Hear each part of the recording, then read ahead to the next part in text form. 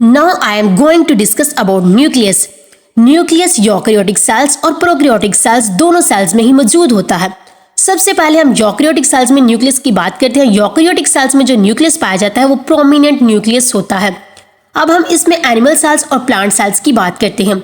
Animal cells में जो nucleus पाया जाता है वो सेल के बिल्कुल सेंटर में मौजूद होता है, जबकि जो प्लांट सेल्स में न्यूक्लियस पाया जाता है वो सेल की एक तरफ होता है, क्योंकि प्लांट सेल्स में सेल के सेंटर में वैक्यूल मौजूद होता है, जिसकी वजह से न्यूक्लियस को एक तरफ पुश कर दिया जाता है। इसके अलावा न्यूक्लियस डबल मेम्ब्रेन से लिपटा हुआ होता है, जिसको हम न्यूक्लियर इनवेल्व कहते हैं। न्यूक्लियर इनवेल्व के ऊपर छोटे छोटे पोर्स होते हैं। ये आपको डायग्राम में भी न्यूक्लियर इनवेल्व की जो आउटर लेयर है इसके ऊपर छोटे छोटे पोर्स नजर आ रहे हैं। इनको हम न्यूक्लियर पोर कहते हैं। और जो न्यूक्लियर इनवेल्व की इनर साइड होती है वहां ग्रैन्युलर फ्लूइड मौजूद होता है, जिसको हम न्यूक्लियोप्लाज्म कहते हैं।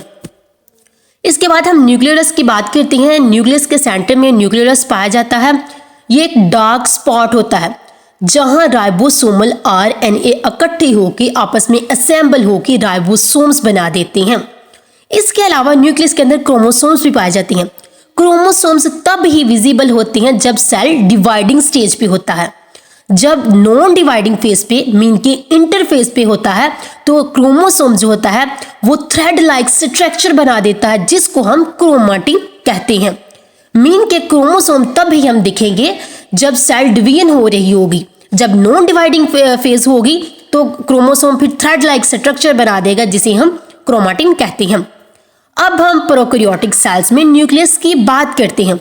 प्रोकैरियोटिक सेल्स में जो न्यूक्लियस पाया जाता है वो प्रोमिनेंट नहीं होता, और इसमें जो क्रोमोसोम पाया जाता है वो भी जस्ट डीएनए से मिलके बना हुआ होता है। जबकि यूकेरियोटिक सेल्स में जो क्रोमोसोम पाए जाते थे वो डीएनए और प्रोटीन्स दोनों से मिलके बने हुए थे। ये थी न्यूक्लियस के बारे में छोटी सी इंफॉर्मेशन। काइंडली मेरे चैनल को जरूर सब्सक्राइब कीजिएगा ताकि इस तरह की मजीद वीडियोस आप तक पहुंच सकें। शुक्रिया।